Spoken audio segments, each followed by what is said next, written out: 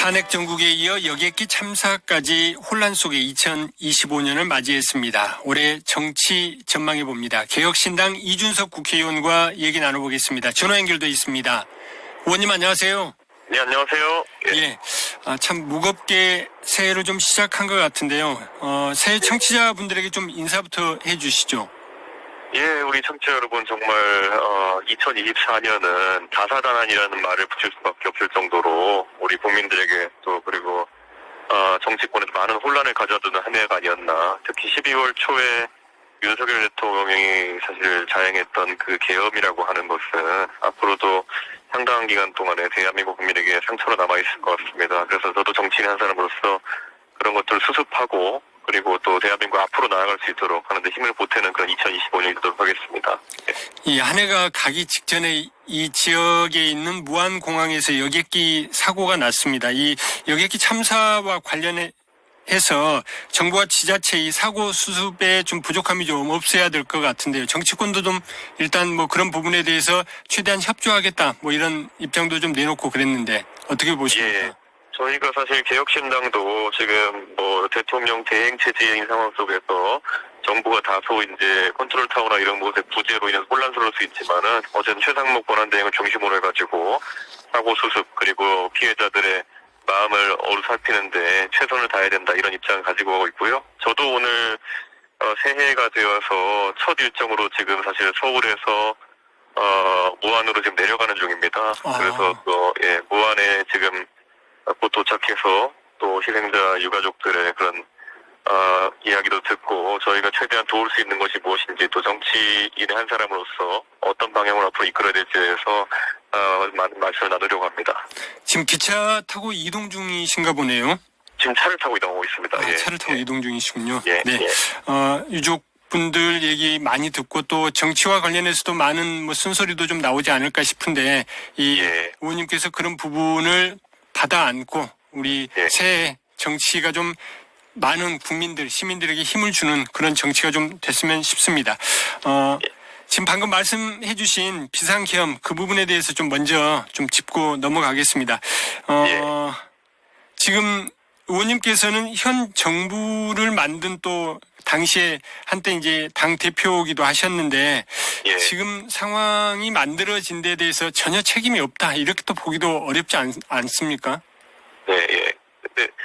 제 입장에서는 당연히 제가 당대표로 선출된 이후에 그다음에 이제 전당대회를 통해 가지고 당원과 국민들이 윤석열 후보를 이제 당 후보로 만들었고 그래서 그 상황에서 제가 많은 국민들이 또 기억하시겠지만은 윤석열 후보가 잘못하는 부분에서 계속 지적을 많이 해왔습니다. 그래가지고 일부에서는 그걸 조소하면서 무슨 가출이니 이렇게 표현하기도 했지만은 제가 사실 윤석열 후보를 바로잡기 위해 많은 노력을 했고 실제로 저는 제 직을 걸고 싸웠기 때문에 상당히 그 부분에 대해서 더 어떻게 가열차게 그런 부분을 하지 못한 것에 대해서 아쉬움이 또 남긴 합니다. 그런데 우리가 윤석열 대통령을 봤을 때 사실 일반 사람의 상상의 범주를 넘어서는 그런 통치행위 그리고 또 계엄까지 이른 것이기 때문에 저는 정말 대통령 제하에서 이런 견제장치라는 것에 대해서 우리가 앞으로 더 많은 고민을 해야 되지 않나 이런 생각을 합니다. 시스템적인 고민이 좀 더 필요하다 이런 말씀이시군요. 그 의원님께서는 언론 인터뷰 등을 통해 가지고 이번 계엄 사태의 주요 원인으로 보수 정치의 취약성을 좀 꼽기도 하셨는데 이건 어떤 의미인가요? 실제로 지금 뭐 2010년대 들어서 보수 정당이 계속 이제 극우화의 길을 걸어왔던 것은 사실입니다. 그게 사실 박근혜 정부 탄핵 이후에 그 태극기 부대나 이런 것들이 태동하기도 하면서 계속 그런 쪽이 이제 주류화되면서 그 2021년도부터 2022년까지 뭐 김종인 이준석 체제에서 잠깐 중도화의 길을 걷은 거 빼놓고는 계속 오른쪽으로 경도되는 모양새를 보이고 있거든요. 거기다 더해서 수도권에서 계속 이제 보수 정당이 선거 결과가 좋지 않다 보니까 결국은 인재풀이라고 하는 것도 영남에 국한되고 그래서 메시지가 좀 다양한 메시지가 나오지 않는 문제가 생겼습니다. 그래서 지금 탄핵 그것도 계엄에 의한 탄핵이라는 아주 엄중한 상황을 겪는 중에서도 그 국민의힘이라는 당 내에서는 자성의 목소리라든지 아니면은 좀 국민들의 생각과 부합하는 메시지가 나오는 것이 아주 소수에 불과하거든요. 저는 이 자체가 국민의힘이라는 정당이 이제 사실 정상적인 보수 정당으로서의 그 수명을 다해가는 것이 아닌가라는 생각합니다. 그러니까 지금의 사태를 이르게 한 것도 문제지만 여기로부터 지금 벗어나지도 못하고 있는 그것도 지금 큰 문제다. 이런 말씀이신 거네요. 그러니까 제가 약간 부연하자면은 대한민국의 정당 정치가 이건 뭐 굳이 말하면은 뭐 이념적 성향과 관계없이 오히려 정당 민주주의가 강화되면서 당원 민주주의라는 것이 이제 민주당도 그렇고 국민의힘이라는 것도 많이 자리 잡고 있거든요. 네. 근데 그 당원 민주주의 체제라는 것이 뭐 어떻게 보면 긍정적인 면이 있지만 한편으로는 당원으로 가입하신 분들은 일반적인 지지자보다 조금 더 이념적 성향이나 아니면은 그런 게 좀 세신 분들이 많거든요. 그래서 양당에서 경선을 통해서 이제 후보를 선출하는 게 물론 민주적이긴 하지만은 그 경선을 통과하기 위해서는 또 굉장히 또 이념에 치우친 메시지 또는 그 방향성에 치우친 메시지 낼 수밖에 없는 거거든요.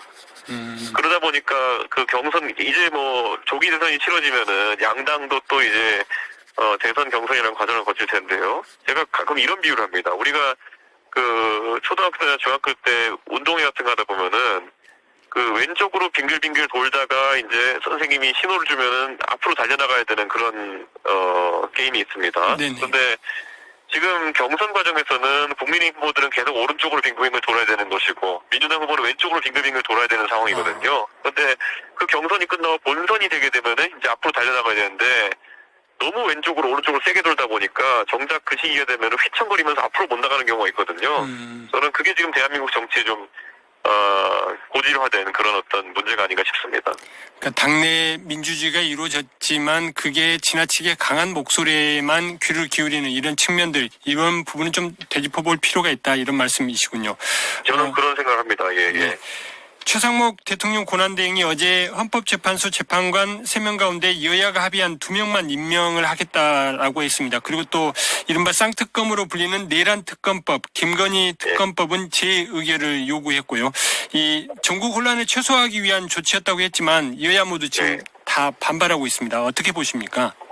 저는 최상목 부총리가 나름의 이제 타협을 해서 뭐 국민의힘에서는 탄핵 심판이 지연되길 바랬을 것이고 민주당 입장에서는 특검법이 거부권 없이 진행돼 가지고 그런 특검 정국이 또 들어서게 될 텐데 반반씩 이제 선택한 것 같은데요. 저는 지금 계엄이라는 중차대한 상황 겪은 상황 속에서 조금 더 국민들이 바라는 방향으로 갔어야 되는 것이 아닌가. 그래서 저는 뭐 탄핵이 사실상 심판이 이제 정상적인 절차로 진행되기 위해서 헌법재판관 임명은 불가피했다 보고요. 예. 거기에 대해서 지금 내란 특검이라든지 아니면 뭐 예전에 최상병 특검부터 김건희 특검까지 이런 것들은 사실 국민들이 빨리 진상이 규명되길 바라는 부분이 있거든요. 근데 그게 이번에 또 거부권을 행사하게 되면서 지연되는 것에 대해서는 굉장히 좀 안타깝게 생각합니다. 예. 지금 말씀하신 특검 가운데 이제 내란 특검 같은 경우는 지금 이제 수사 주체 문제랄지 뭐 여러 가지 문제 때문에 시급하다라고 보고 민주당이 위헌적인 부분만을 좀 빼고 내란 특검법만 우선 추진하는 뭐 정치적 타협 얘기들도 좀 있는데요. 이 부분은 어떻게 보십니까? 저는 근데 내란 특검이라고 하는 것이 뭐 어떻게 특검법을 구성한다 하더라도 사실 이 사태와 관련된 것이 뭐 군경 그리고 대통령 본인 거기에 더해서 민간인하고 노상원 이런 사람까지 해서 굉장히 광범위하거든요. 예. 그러니까 원래 특검법이라는 것이 보통 그 수사할 수 있는 항목의 마지막에 뭐 이 건으로 인지한 모든 것 어차피 이런 조항이 들어가 있기 때문에 국민의힘이 기대하는 것처럼 수사 범위가 축소되는다든지 뭐 그런 일은 일어나지 않을 거거든요. 그러니까 저는 사실 타협안의 범위도 좀 제한적일 수밖에 없다 이런 생각이고 저는 하루빨리 이런 내란 특검 같은 거 진행돼가지고 국민들이 좀 속 시원하게 이런 진상을 알 수 있으면 좋겠다 이런 생각입니다. 네. 그런데 이제 지금 현 전국을 풀어나가는 것과 관련해가지고 여야 모두 전국 안정이랄지 민생보다는 차기 대통령 선거만을 좀 염두에 두고 당리당략적 계산에 몰두하고 있다. 뭐 이런 지적들도 좀 나오는 것 같은데요. 사실 제가 원래 양비론을 굉장히 싫어하기 때문에 특정 사안에 대해서 딱 가야 될 방향에 대해서는 제 의견을 얘기하는 편인데요. 이번 조기 대선 전국에 있어가지고 사실 양당의 소싸움이 너무 보기 싫은 정도까지 이르렀습니다. 예를 들어 아까 언급했지만 국민의힘 같은 경우에는 결국에는 어떻게든 탄핵을 지연시켜가지고 시간을 벌어보겠다는 의지, 그리고 특검을 이제 저지해가지고 이런 특검과 선거가 병행되는 상황을 막아보겠다라는 의지가 있는 것으로 보이는데요. 한편으로는 민주당 같은 경우에도 지금 유력한 후보인 이재명 후보가 지금 여러 가지 형사적인 재판에 걸려있기 때문에 최대한 빨리 이 탄핵 정국을 끌고 가가지고 그런 리스크 없이 선거를 치러보고자 하는 의도가 있는 것 같아가지고 국민들이 정말 안타깝게 바라보고 있는 것 같습니다. 지금. 네. 최상목 대행이 이 헌재 재판관을 임명하겠다고 하면서 이제 8명 체제가 될 경우에 탄핵 심판이 이제 속도를 낼 것으로 보입니다. 그런데 이제 여전히 보면은 장외에서는 탄핵 찬반 집회가 열리고 있거든요. 그러니까 이른바 헌재의 시간을 좀 지켜보기보다는 이후 어떤 결론이 나와도 따르지 않겠다. 뭐 이런 좀 태세인 것 같은데 의원님께서는 헌재 결정이 나오면 어떤 결론이 됐건 간에 존중돼야 된다고 보시나요?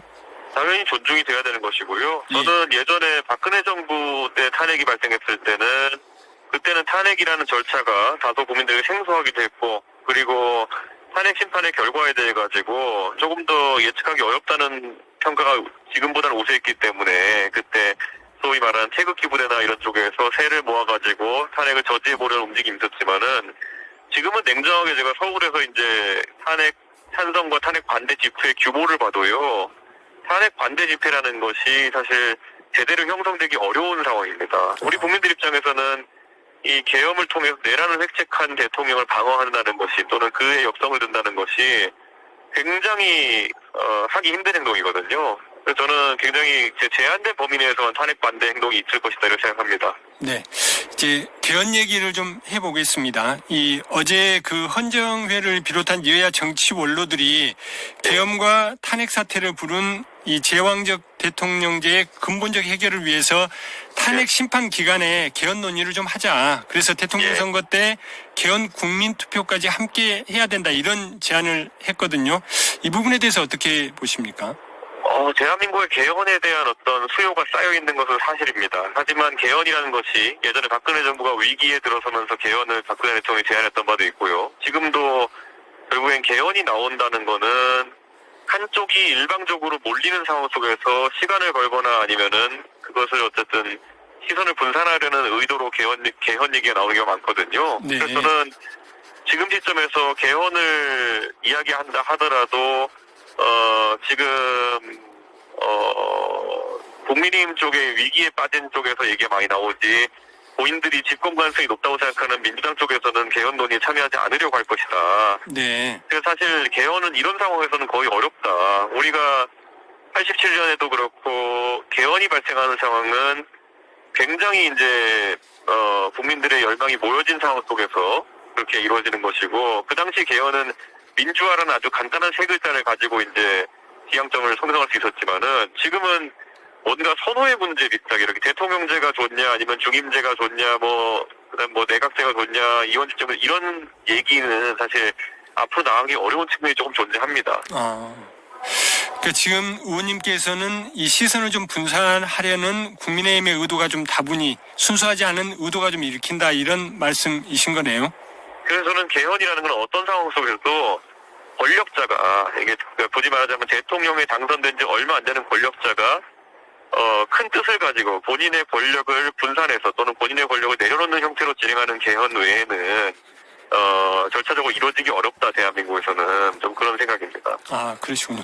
근데 지금 보면은 이제 민주당이 소극적이다는 말씀을 좀 해주셨지만 일부 시민사회에서는 이런 주장도 좀 있는 것 같습니다. 탄핵 심판이 길어지는 것을 막기 위해서 대통령 임기 종료 그리고 한 2년 뒤쯤 개헌 약속을 담은 1차 개헌 투표를 하자, 국민 투표를 하자 이런 제안도 좀 있는 것 같은데요. 그런데 지금 헌법재판소에서 꾸준히 내는 메시지를 보면 헌법재판소는 탄핵 심판을 지연시킬 의도가 크게 없어 보입니다. 그렇기 때문에 지금 박근혜 대통령 때 사례를 보자고 하면은 2월 말이나 3월 초쯤에 늦어도 탄핵이 인용될 가능성이 높아 보이는데요. 개헌 논의를 아무리 한다 하더라도 그것보다 길어질 가능성이 높습니다. 그렇기 때문에 탄핵이 더 빨리 인용될 것으로 좀 보이고 특히 이번에 재판관이 임명되었기 때문에 양당에서 탄핵이 빨리 이루어질 거로 예측하고 개헌 논의는 이제 앞으로 좀 뒤로 하지 않을까 생각합니다. 그 시기 문제는 좀 있습니다만은 오늘 그 중앙일보가 여론조사를 좀 했던데요. 예, 예. 대선 전 개헌 논의에 60% 정도의 국민들이 좀 찬성하는 그런 의견을 좀 보였던데요. 근데 이제 정치인들을 보면은 예. 정치인들 본인들한테 유리한 여론조사는 국민의 명령이다. 뭐 이렇게까지 말씀을 하시던데 예, 이 예. 부분은 또 그렇게 읽혀지지 않는 건가요? 어떻습니까? 저는 그 유불리를 따질 거라 봅니다. 결국에는 개헌이라고 하면은 꼭 그런 뭐 대통령제나 이런 거 외에도 뭐 개헌에 보수적으로 붙는 이제 선거제도라든지 그건 법률로 정하긴 하지만 그런 것들도 같이 논의가 될 거거든요. 근데 유리함과 불리함이 존재한다고 생각하고 아마 거기서 치열하게 다툴 거로 보이고 그래서 개헌을 하자라는 말은 누구나 할 수 있지만 어떻게 하자에 대한 얘기는 또 여론도 좀 갈릴 것이고 또 정치권에 또 의견이 많이 갈릴 것 같습니다. 아, 그렇군요. 대통령의 권한을 좀 제한하고 분권형, 권한을 좀 분산하는 이런 부분에 대해서는 큰 틀에 좀 합의가 이루어졌다고 보지 않으시나요? 근데 대통령이 자기가 될 거라 생각하는 사람은 굉장히 그런 권력을 나누고 줄이는 것에 반대할 가능성이 높습니다. 네, 그렇군요. 개헌 이전에 개헌까지 가지는 않더라도 선거법 개정은 하자. 예를 들면 이제 예. 주로 얘기되는 게 결선 투표제하고 그다음에 중대 선거구제 뭐 이 부분인 예. 것 같은데요. 이 부분에 대해서는 어떤 생각이십니까? 저는 결선 투표는 당연히 민의를 정확히 반영하기 위해서 좋은 제도다 이렇게 생각하고요. 저는 중선거구제나 대선거구제도 다당제를 확보할 수 있기 때문에 나쁘지 않다 이렇게 생각하거든요. 근데 이 역시도 아마 유불리 영역을 놓고 봐서 정치권에서 협의가 어려운 점이 있을 거다 이런 생각을 좀 하게 됩니다. 그리고 사실 청취자분들도 생각해보시면 대한민국의 선거제도가 되게 파편화되어 있습니다. 그래서 지금 지방의원도 뭐 기초의원은 중선거구제로 뽑고 그 다음에 그 광역의원 같은 경우에는 단순 다수제 그리고 비례대표 병립제로 뽑고 국회의원은 준연동형 비례대표제로 지금 뽑지 않습니까? 네네. 사실 한 가지 제도가 굉장히 이제 합의가 되면은 다 통일돼야 되는데 이게 선거 때문에 누더기로 합의를 하다 보니까 이런 일이 생기는 것 같은데요. 한번 정비는 해야 될 거로 보입니다. 그러면 의원님께서는 현재 벌어진 일들과 관련해서 궁극적인 해결 방안으로 어떤 방안을 좀 내놓으실 수 있다고 보시나요? 저는 이번에 대통령 선거가 만약에 조기전선 치러지면요. 그 직후에 저는 좀 선의를 가진 대통령이라면은 방금 전에 얘기했던 개헌이나 아니면 제도 개편에 대한 논의를 바로 시작해야 된다. 그렇게 생각합니다. 그래서 저는 어떤 경우에도 이번 대통령 조기선거에 있어가지고는요. 권력 욕이나 아니면은 굳이 따지자면 좀 악한 사람, 수단과 방법을 가리지 않는 사람보다는요, 대한민국을 위해 무엇이 옳은지를 고민할 수 있는 사람, 그런 사람이 좀 되어야 된다, 이런 생각합니다. 의원님께서는 4월 이후에 이 대선이 치러진다는 전제 아래 만 40세가 되면서 이제 대선에 출마할 수 있는 이제 조건을 좀 갖추게 되시는 건데, 예. 대권 도전을 사실상 선언했다. 몇몇 인터뷰에서 이렇게 보는 시각도 좀 있는 것 같습니다. 예. 사실 국민들이 상처를 많이 받은 상황 속에서 대권에 대한 얘기를 너무 많이 하는 것도 참 죄송스러운 얘기지만요. 저는 아까 말했던 것처럼 대한민국이 이제 좀 위기 상황이기 때문에 완전히 판을 바꿨으면 좋겠습니다. 그래서 지금까지는 법조인들이 정치를 많이 해왔는데 저는 이 법조인들의 정치를 겪어보니까 항상 어떻게 됩니까? 모든 걸 선악으로 가르지 않습니까? 네. 그래서 내가 선이요 상대가 악이요 이렇게 하려고 하지만은 따지고 보면 그렇게 선한 사람들도 아니었다는 것이죠. 그래서 서로 감옥 보내려고 그러고 감옥 가지 않으려고 방탄하고 뭐 이런 것들이 이어지면서 뉴스의 전면을 장악하는데 저는 대한민국 미래 먹거리 문제라든지 산업의 문제 아니면 과학기술의 문제 이런 것들을 좀 다룰 수 있는 사람들이 정치하는 시대가 와야 되지 않나 저는 그런 생각합니다. 사실 우리 전남 동부에 계신 분들도 글쎄요 최근에 한 번도 전남 동부가 하지 않았어야 했던 그런 고민들이 시작되고 있거든요. 예를 들어 여수의 석유화학단지가 요즘 굉장히 위험해진다 이런 얘기도 많이 나오고요. 네.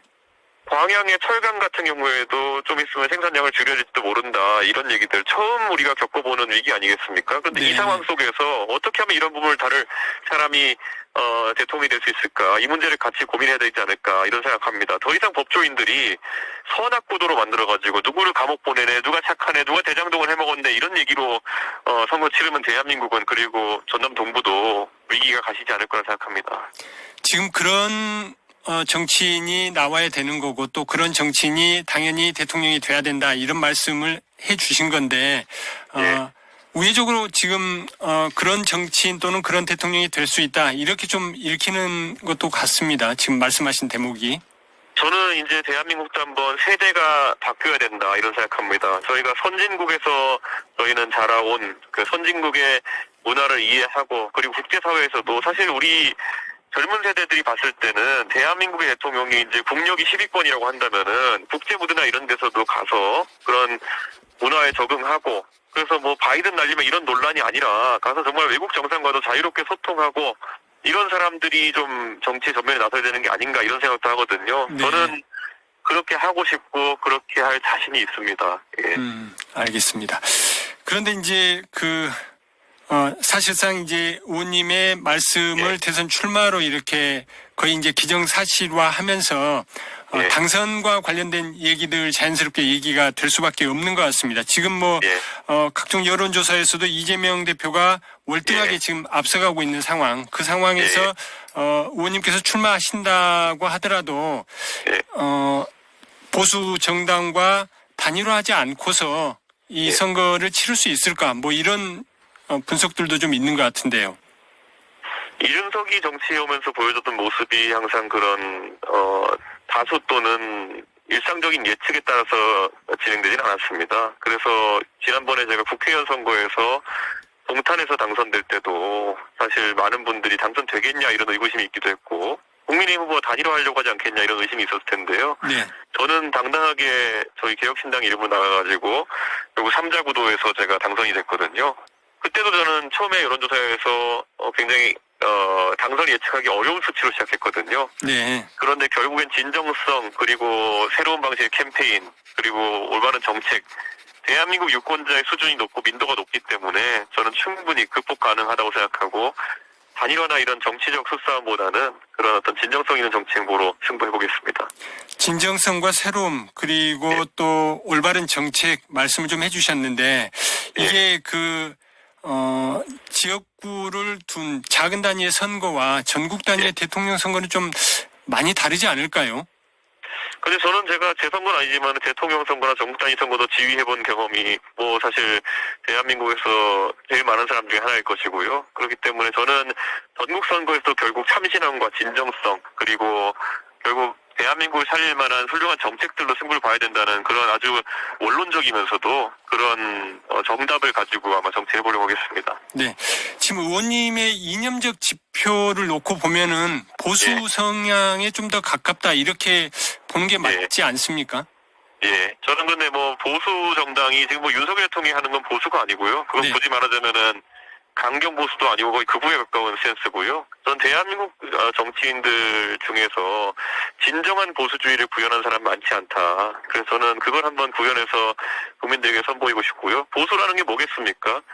원래 나중에 부국 강병을 이루고 결국에는 모든 사람이 잘 살 수 있는 나라를 만들기 위해 가지고 정말 솔선수범하고 정말 분고쇄신하는 그런 이미지가 원래 보수였던 적이 있거든요. 근데 지금은 그게 많이 타락해가지고 소위 말하는 꼴통 보수처럼 보이는 경우가 있는데요. 젊은 사람들의 개혁 보수라는 건 다르다는 걸 보여드리고 싶습니다.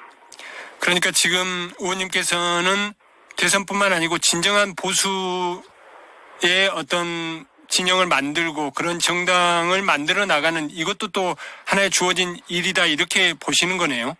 예, 그렇게 생각하고 있고요. 저는 사실 2021년에 사실 제가 국민의힘 대표로 있으면서 국민의힘을 탈바꿈시키려고 노력하고 일정한 선거가 있었을 때 그때 많은 것들 국민들이 기억하실 겁니다. 젊은 사람들이 정치에 등장하고 인사를 하면서 우리가 시험 봐서 또 이제 부적격자는 거르려고 하고 거기에 또 대변인 같은 것도 계속 토론 매트리를 선발하고 정책적으로도 굉장히 새로운 아젠다를 많이 제시하고요. 호남에도 상당한 노력을 기울이고 이 모든 것들이 사실 그런 노력의 일환이었는데요. 그 소위 말하는 꼴통 보수라고 하는 사람들 때문에 그게 다시 되돌아갔던 것이 좀 안타깝습니다. 그래서 이번에 알겠습니다. 하는 시도는 불가역적인 시도가 될 수 있도록 하겠습니다. 네. 오늘 말씀 여기까지 드려야 될 것 같습니다. 새해 첫날 이렇게 인터뷰해 주셔가지고 고맙습니다. 예, 항상 감사합니다. 예. 지금까지 개혁신당 이준석 국회의원이었습니다.